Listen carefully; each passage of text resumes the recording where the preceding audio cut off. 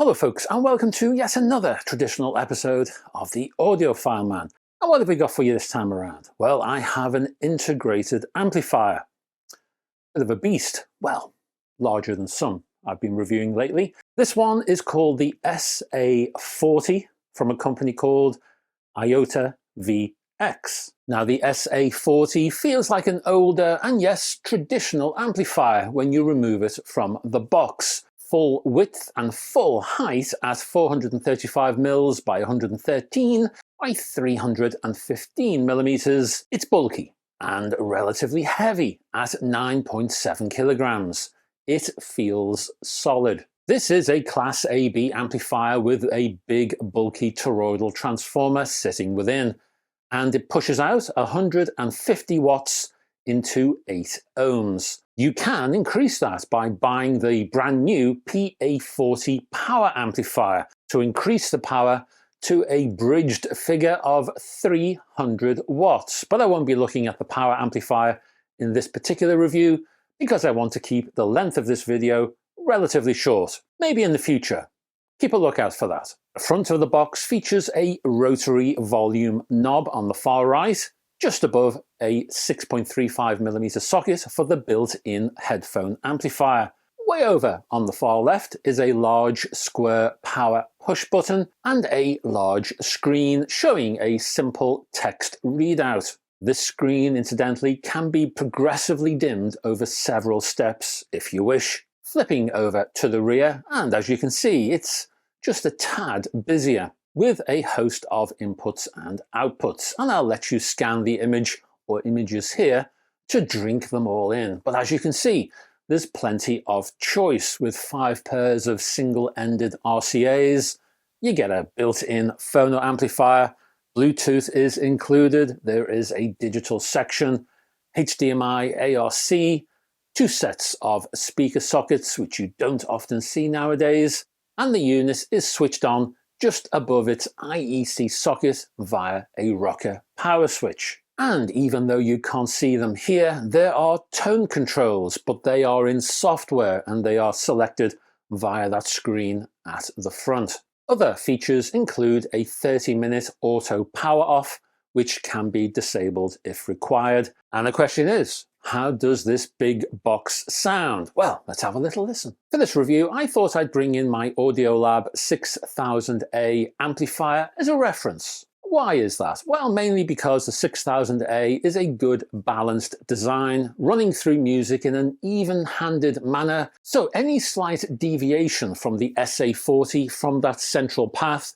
will be picked up rather quickly. I chose Neil Young's slow rocker, Stupid Girl, featuring lead and backing vocals, percussion, electric guitar that lives mostly in the upper registers, plus bass and lots of cymbal work. And well, I really don't know what I was expecting to hear when running this amplifier, but I didn't believe it would be as good as this.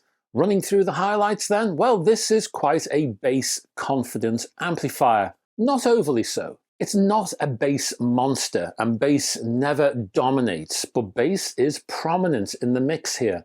It's also rather focused and precise, which is good to hear. It kind of resembles the Advanced Paris IX75. I'll put a link above for that review so you can check it out. But the SA40 does add extra refined mids over that particular amplifier.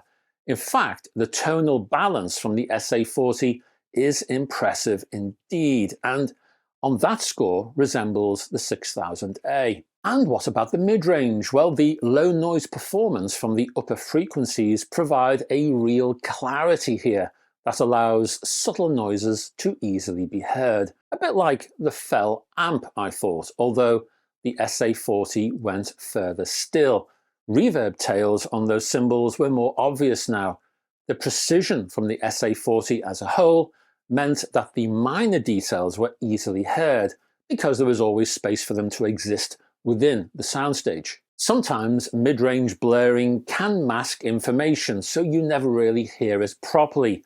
You don't get that here with the SA40. The SA40 was in complete control. I then drafted in an Audio-Technica LP5X and I played Mighty Baby's self-titled proto-prog stroke blues rock album from 1969, and I hooked that to the SA40's internal phono amplifier. Output through the phono amp was decent without being amazing. A little thin in the mids perhaps. Bass was okay.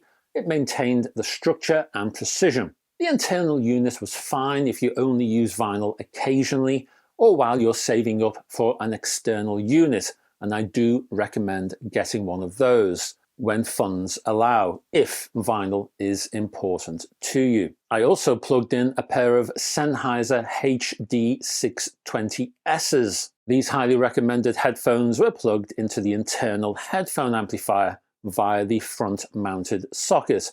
The mids and the treble were fairly balanced here, if again slightly thin, but the tonal balance was improved here when compared, say, to the internal phono amplifier, offering a decent bass response. Again, an external headphone amplifier would be a good upgrade here, although the internal unit is fine while you're saving up or you only use headphones occasionally. I then hooked my Astle & Kern CAN Alpha digital audio player to the internal Bluetooth unit in the SA40, and I played Carousels and I Will Not Hide from the Doves via aptX HD at 24-bit 96K.